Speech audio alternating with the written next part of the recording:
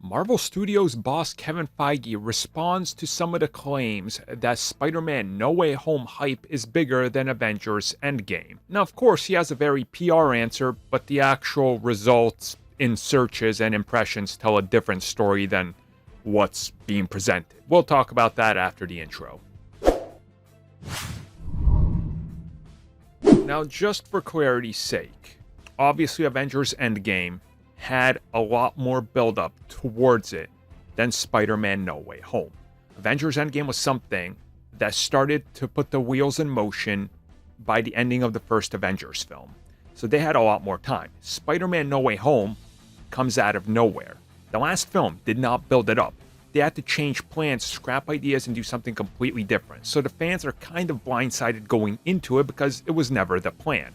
So again, I'm going to represent this from both angles. When Kevin Feige was recently asked about it, he said certainly there's high anticipation for No Way Home, and it's as big as anything he's personally felt and experienced, but it's going to be a good time to look at it and see the film when it comes out and rolls out worldwide. Now, for comparison's sake, if you guys would like to go look at trends and search volumes and feedback and all that, you can. I did it for this, and essentially, in the last 12 months, Avengers Endgame and Spider-Man No Way Home have both still topped search volumes, mentions, and charts, to the point where, very early on, Spider-Man was not actually tracking as high.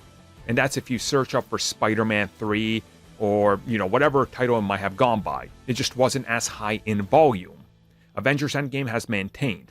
If you look at it in the same 1 year leading up to Avengers Endgame and everything we've known about Spider-Man for the last year, and you look at it, Avengers Endgame actually surpasses Spider-Man No Way Home by a staggering 10 times. So I think that right there tells you everything you need to know.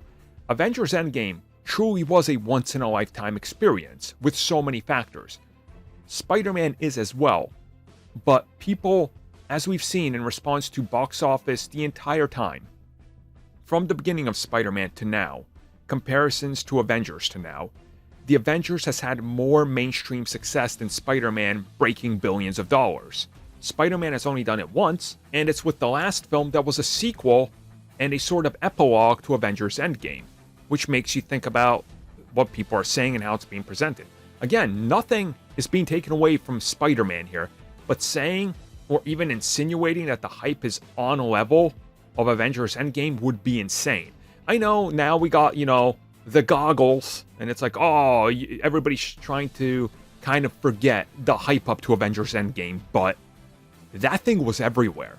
Just try it in your mind to go back to 2 weeks or a week or the weekend of Avengers Endgame, where it made over $1 billion in 4 days. There's no way another film for a long time is going to be able to do that, pandemic or not.